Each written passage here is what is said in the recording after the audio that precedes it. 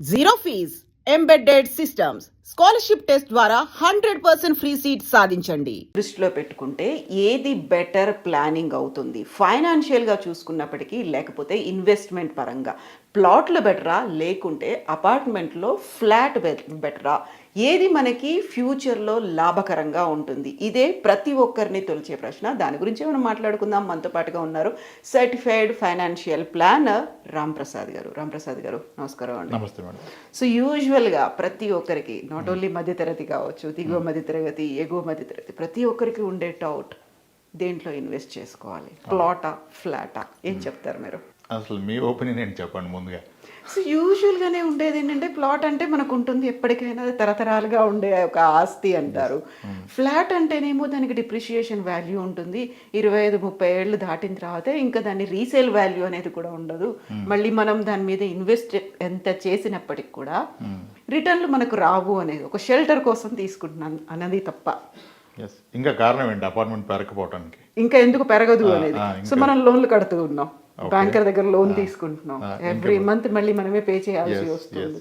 So మన own ఇంట్లో మనం ఉన్న ఫీల్ కంటే కూడా బ్యాంకర్కి రెంట్ కడుతున్నాం అనే ఒక ఫీల్ ఒకటి ఉంటుంది. అంతేనా?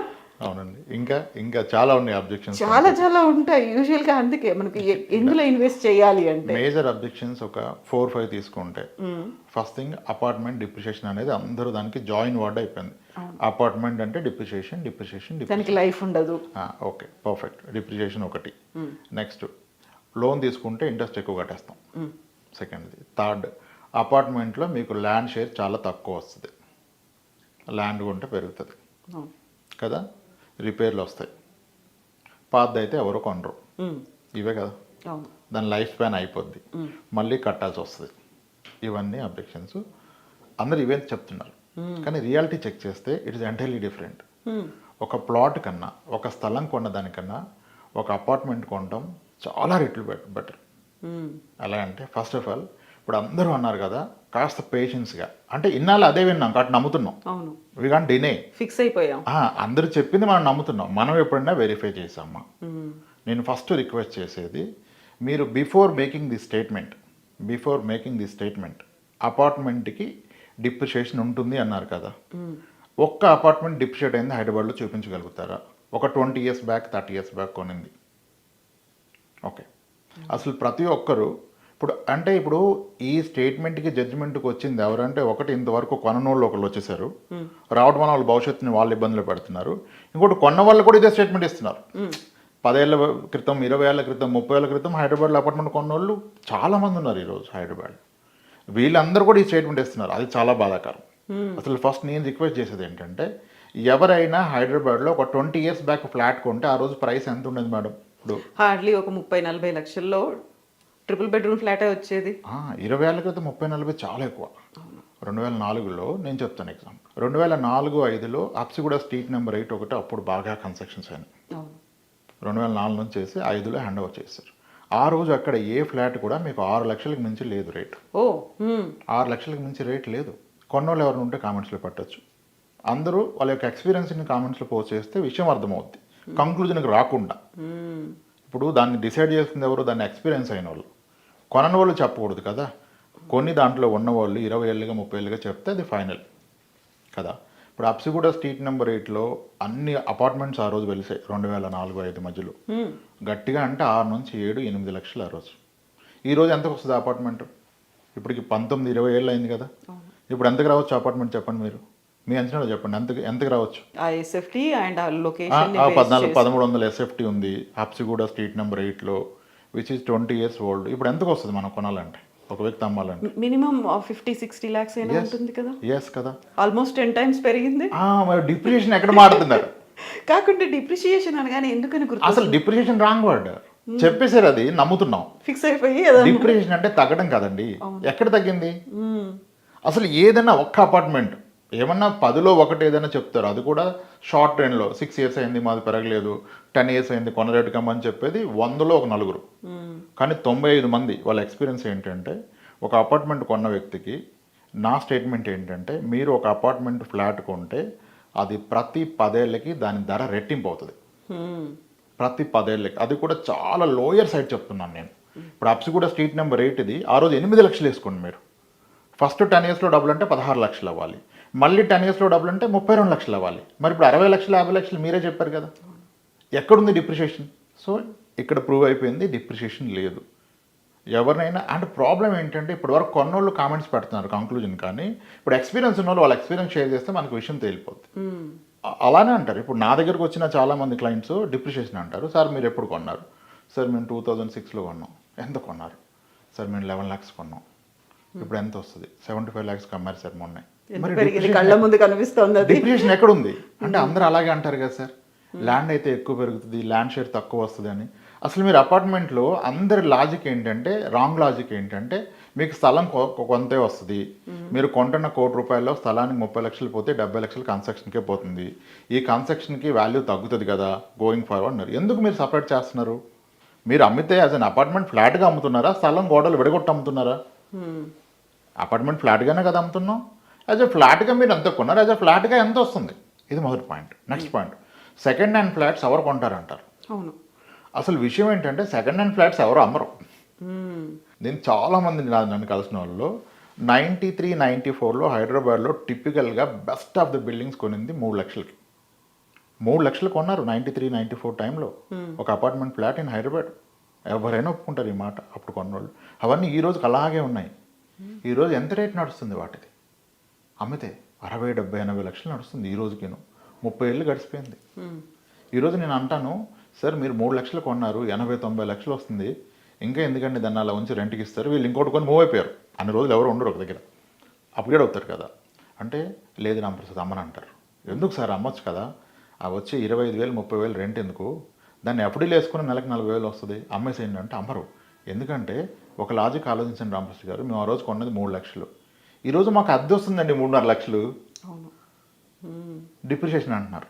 30 ఏళ్ళు గడిచాక మీరు అపార్ట్మెంట్ని చూస్తే మీరు కొన్న రేటు కన్నా ఈరోజు దానికి వచ్చే అద్దె ఎక్కువ. మధ్యలో కాస్త మెయింటెనెన్స్ ఉండొచ్చు అటు ఇటుగా, దేనికి ఉంటుంది మెయింటెనెన్స్? మన బాడీకి మెయింటెనెన్స్ లేవా? ఇప్పుడు ఫీవర్ వస్తే వదిలేస్తాం మనిషిని. సేమ్ అపార్ట్మెంట్ అంతే కదా, టైంలో చేసుకోవాలి. ఇంకా చాలా వస్తాయి, అసోసియేషన్ అంతా ముందుకు రారు, నీట్గా పెట్టరు, ఇవన్నీ పార్ట్ అండ్ పార్షల్ కదా. మెల్లిమెల్లిగా టైం గడుస్తుంది కాబట్టి పెచ్చులు ఊడిపోతున్నాయి, దాంట్లో మరి ఇప్పుడు ఇవన్నీ గడిచాయి కదా, సర్వీసింగ్కి వెళ్ళాల్సి వస్తుంది ప్రతిసారి. సర్వీసింగ్ అందరూ వెళ్ళాలి, కారు వెళ్ళదా మనిషి వెళ్ళడా, అపార్ట్మెంట్ కూడా వెళ్తుంది కదా. ఇవి 30 ఏళ్ళు గడిచిందే మనం ఆడుతున్నాం. సో అపార్ట్మెంట్కి డిప్రిషియేషన్ లేదు. నెక్స్ట్ బిగ్గెస్ట్ ఆబ్జెక్షన్ ఏంటంటే లోన్ ఇంట్రెస్ట్ కడతాం కదా. ఇంట్రెస్ట్ ఎందుకు కడుతున్నారు? ఒక వ్యక్తి లోన్ తీసుకోబట్టి కడుతున్నాడు, మరి స్థలం కొంటే ఇంట్రెస్ట్ లేకుండా లోన్ ఇస్తారా? ఎవరు కదా. అసలు అది ఎంత అసలు వ్యాలిడ్ పాయింట్ అండి అది. అసలు ఆ ప్రస్తావన తేవచ్చా? నీ దగ్గర డబ్బు ఉంటే డబ్బు పెట్టే కొంటావు కదా, ఎందుకు మళ్ళీ ఇంట్రెస్ట్ క్యాలిక్యులేషన్ వస్తుంది మధ్యలో మనకి? ఇప్పుడు స్థలం కొంటే ఫ్రీగా ఇస్తాడా, వడ్డీ లేకుండా ఇస్తాడా? ఇంకా స్థలానికే 1% ఎక్కువగా ఇస్తాడు. అంటే అందరికీ ఒక భ్రమ ఏంటంటే స్థలాలు విపరీతంగా పెరిగిపోతాయి, అపార్ట్మెంట్ అంతగా పెరగదంటాడు. స్థలాలు ఎంత గొప్పగా పెరుగుతాయంటే ఒక సింపుల్ లాజిక్, ఒక స్టాండర్డ్ చెప్పొచ్చు. నేను ఇప్పుడు ఏమన్నా 2 స్టేట్మెంట్లు ఇవ్వదలుచుకున్నాను నేను దీంట్లో. మీరు ఒక అపార్ట్మెంట్ కొంటే ప్రతి 10 ఏళ్ళకి రెట్టింపు అవుతుంది. ఇది రాంగ్ అని ప్రూవ్ చేయడం కష్టం. ఏవో 10లో ఒక కేసు ఎక్కడన్నా దొరకవచ్చు, కానీ మీరు 20, 30 ఇయర్స్ ఓల్డ్ ఏజ్ చూసినా ఏదన్నా చూడండి. 30 ఇయర్స్ బ్యాక్ హైదరాబాద్లో విపరీతమైన అపార్ట్మెంట్స్ ఉన్నాయి. బేగంపేటలో రైల్వే క్రాసింగ్ ఉండేదంట, రైల్వే ట్రాక్ దాటాలంటే గేట్ పడేది అక్కడ. అప్పుడు కూడా అక్కడ కొన్నారు 2.5 లక్షలకి 3 లక్షలకి. ఆ రైల్వే గేట్ ఉంది, లేట్ అవుతుందని చెప్పారు నా క్లయింట్స్. మీకు పంజాగుట్టలో క్రాంతి శిఖర్ అని ఒక అపార్ట్మెంట్ ఉంటుంది, అది ఎంత కొన్నారు తెలుసా? ఫ్లాట్ 60,000 కొన్నారు. 60,000 కొన్నారు. డిప్రిషియేషన్ ఉంటే ఎంత వాళ్ళది? ఈరోజు ఎంత వస్తుంది? 2 వస్తుంది, 22,000, 24,000. పంజాగుట్ట అనేది ఇప్పుడు మెయిన్ కమర్షియల్ ఏరియా ఉన్నాయి. కోకోల్ ఇక్కడ దివ్యశక్తి అపార్ట్మెంట్ ఒకటి ఉంటుంది, మీకు అమీర్పేటలో కీర్తి అపార్ట్మెంట్స్ ఉంటాయి. ఎన్ని జనప్రియాలు ఉన్నాయి మనకి 30 ఇయర్స్ గడిచినవి. ఇవన్నీ ఒకప్పుడు ₹1,00,000, ₹1,50,000 కొన్నవే. మరి డిప్రిషియేషన్ అంటే అవన్నీ ₹1,00,000 ఉండాలి కదా. ఇప్పుడు అంటారు ఆ ఇన్ఫ్లేషన్ ఒకటి ఉంది కదా పెరిగినా, అప్పుడున్న 1,00,000 ఇప్పుడున్న 60 లక్షలు ఒకటే కదా అంటారు. మరి అది అన్నిటికీ అప్లికేబుల్ కదా. మీ స్థలం పెరిగినా అంతే కదా, పొలం పెరిగినా అంతే కదా, బంగారం పెరిగినా అంతే కదా. అంటే ఎందుకో ఒక పార్షియాలిటీ. అపార్ట్మెంట్ అంటే దాన్ని సప్రెస్ చేసేయడం నేర్చుకున్నారు అందరూ. అంటే మెల్లిమెల్లిగా కట్టడాలకి కన్స్ట్రక్షన్కి లైఫ్ వాల్యూ తగ్గిపోతుంది అనే ఫీలా? ఎందుకు అలా తగ్గిపోతుందంటే రేట్ పెరిగింది కదా, ఇంకెక్కడిది? ఆ లాజిక్కే తప్పు. ఎస్, కమింగ్ బ్యాక్, స్థలం కొంటే ఏమవుతుంది? నేను ఒక స్టేట్మెంట్ ఇవ్వదలుచుకుందంటే, ఒక స్థలం కొని అన్నీ కలిసి వస్తాయి. మీరు ఒక వెంచర్లో కొన్నా, సిటీ మధ్యలో కొన్నా, ఒక స్థలం అనేది ప్రతి 6 ఏళ్ళకి రెట్టింపు అవుతుంది. 6 ఏళ్ళకి రెట్టింపు అయితే అందరూ హ్యాపీనే. 6 ఇయర్స్కి రెట్టింపు అయితే హ్యాపీనే. 6 ఇయర్స్కి డబ్బులు అయితే ఎంత పర్సెంటేజ్ అని కానీ అందరూ 100% పెరిగింది కదా అంటారు. అలా 6 ఇయర్స్కి 100 చెప్పకూడదు కదా. వడ్డీ అనేది పర్ ఇయర్ ఎంత లెక్క చేయాలి. అంతే కదా. మరి 6 ఏళ్ళకి 100% పెరిగితే ఇయర్లీ ఎంత అంటారు? మీరైతే ఎంత అంటారు చెప్పండి, నేను క్యాలిక్యులేట్ చేస్తాను, లాజిక్ చెప్పండి. 6 ఇయర్స్కి 100 అంటే పర్ ఇయర్ ఎంత? వెంటనే 100/6 కొడతారు. అది తప్పు. 100/6 కొడితే 16.6 వస్తుంది, విచ్ ఈజ్ రాంగ్. ఇదేమి 6 మామిడికాయలు 100 రూపాయలు అయితే మామిడికాయ రేటు కాదు కదా, వడ్డీ రేటు. వడ్డీ రేట్లో చక్రవడ్డీ కట్టాలి. మీకు ఫస్ట్ ఇయర్ పెరిగిందనేది మళ్ళీ వడ్డీ రావాలి కదా. అలా కడితే కాంపౌండ్ ఇంట్రెస్ట్కి మనం ఒక ఫార్ములా వాడతాం ఫైనాన్స్లో, రూల్ ఆఫ్ 72 అని. ఏదైనా ఒకటి రెట్టింపు అయితే అది ఎంత పర్సెంటేజ్ పెరిగిందో తెలవాలంటే 72 divided by number of years కొట్టాలి. 72/6 అంటే 12% పెరిగినట్టు. చక్ర వడ్డీలో ఒక స్థలం కొంటే అద్భుతాలు జరిగితే మీకు పెరిగేది ఎవ్రీ 6 ఇయర్స్కి డబుల్. ఇక్కడికి విషయం తేలిపోయింది కదా. 12% ఇస్తుంది. మంచిదంటే 12 మంచిదే, గ్రేట్ అంటే గ్రేటే, గుడ్ అంటే గుడ్. అక్కడికి ఆపేసేయండి, స్థలం గురించి ఇంకా ప్రస్తావన తేయకూడదు. మళ్ళీ అప్పుడు పొలం 1,00,000 కొన్నారు, కోటి, ఇవన్నీ చెప్తారు. 6 ఇయర్స్కి డబులే వస్తుంది అంతను. ఓకే, ఒక స్థలం కొంటే 6 ఇయర్స్ డబుల్. కానీ ఒక స్థలంలో మనకు ఎటువంటి రాబడి ఉండదు, ఇంకా మరి పైగా దానికి ఆపలాగా వేసుకోవాలి, లీగల్గా ఒక టెన్షన్ ఉంటుంది. సరే ఇప్పుడు తగ్గే ఎరాలు ఇవన్నీ వచ్చి ఓకే, స్థలం అయిపోయింది. ఇప్పుడు అపార్ట్మెంట్ 10 ఇయర్స్లో డబుల్ అన్నాను. 10 ఇయర్స్లో డబుల్ కానీ అపార్ట్మెంటే చూపించలేరు మీరు. మళ్ళీ అంటారు ఏరియాని బట్టి అండి. ఏరియాని బట్టి కాదు, ఏరియాని బట్టి మీరు కొనే రేటు కూడా ఉంటుంది కదా. ఇప్పుడు మనకి ప్రైమ్ లొకేషన్లో డబుల్ బెడ్రూమ్ ₹1,00,00,000, కాస్త ఇంటీరియర్కి వెళ్తే ట్రిపుల్ బెడ్రూమ్ ₹1,00,00,000. 10 ఇయర్స్ తర్వాత ఈ కోటిది 2 కోట్లు అవుతుంది, అది 2 కోట్లు అవుతుంది. సో ఏరియాని బట్టి మీరు కొనే ప్రైస్ ఉంటుంది. ఏ ఏరియా అయినా ఎక్కడైనా ఎవ్రీ 10 ఇయర్స్కి డబుల్ అవుతూ పోతుంది అపార్ట్మెంట్. 10 ఇయర్స్కి డబుల్ అంటే ఎంత పర్సెంటేజ్ పెరిగినట్టు? ఇందాక అనుకున్న రూల్ ప్రకారం 72/10 అంటే 7%లో అపార్ట్మెంట్ గ్రో అవుతుంది కదా. 7%లో అపార్ట్మెంట్ గ్రో అవుతుంది. మరి ఇది 7 కదా, స్థలానికి 12 చెప్పారు కదా మీరు. అపార్ట్మెంట్ తక్కువ అంటే అది తప్పు. ఎందుకంటే ఒక అపార్ట్మెంట్లో మనకంటూ రెంట్ వస్తుంది, మరి రెంట్ కలపాలి కదా. ఈరోజు టిపికల్గా హైదరాబాద్లో ఎవరైనా అది సెకండ్ హ్యాండ్ కానీ కొత్తది కానీ ₹1,00,00,000 ఫ్లాట్ కొన్న పక్షంలో, వాళ్ళు ఉండని పక్షంలో 25,000 రెంట్ గ్యారంటీ. నేను లోయర్ సైడ్ చెప్తున్నాను, 32 వచ్చేవాళ్ళు ఉన్నారు. నెలకి 25,000 అంటే సంవత్సరానికి ఎంత? ₹3,00,000. ₹1,00,00,000 పెట్టుబడి మీద 3,00,000 వస్తుందంటే 3% వచ్చినట్టే కదా. అప్పుడు ఈ 3 తీసుకెళ్ళి ఆ 7 కలపాలి కదా, పెరుగుతున్న 7కి 10 అవుతుంది. 10 కూడా తక్కువే కదండి, మీరు ప్లాట్ 12 అని మీరే చెప్పారు కదా అనే ప్రస్తావన వస్తుంది. కానీ ఈ రెంట్ 25,000 అలానే ఉండదు, రాబోయే 10 ఏళ్ళలో రెంట్ పెరిగి రెట్టింపు అవుతుంది. ఎవ్రీ ఇయర్ పెంచే వాళ్ళు కూడా ఉన్నారు. పెంచాల్సిందే కదా, మరి ఇన్ఫ్లేషన్ పెరుగుతున్నప్పుడు ఎలా? మనం ఇప్పుడు యాజ్ ఎ టెనెంట్ ఏమో పెంచుతున్నాడు అంటాం, యాజ్ ఎ ఓనర్ ఏమో నేను ఇంత ఈఎంఐలు కట్టేస్తాను, పెంచకపోతే ఎలా, నా ఖర్చులు పెరిగిపోయి అంటాడు. ఇప్పుడు ఒక రిటైర్డ్ సీనియర్ సిటిజన్ ఈ రెంట్ మీద బ్రతికినప్పుడు మరి ఆయన ఖర్చులు పెరుగుతాయని పెంచాలి కదా కదా. సో కాబట్టి నేనేమంటున్నానంటే ఈ 25,000 రెంట్ 10 ఏళ్ళలో పెరిగి రెట్టింపే అవకాశం ఉంది. సో యావరేజ్ రెంట్ 3 కాకుండా డబుల్ తీసుకోవచ్చు, 5% తీసుకోండి సరే, 6 వద్దు. కొంతమంది కట్టగానే కొనగానే కూడా 5% వస్తుంది. 5% రెంట్ వస్తుంది, 7% అప్రిషియేషన్. 7 + 5 = 12. అంటే స్థలము 12, అపార్ట్మెంట్ 12. మరి 2 12 అయితే ఏది బెస్ట్?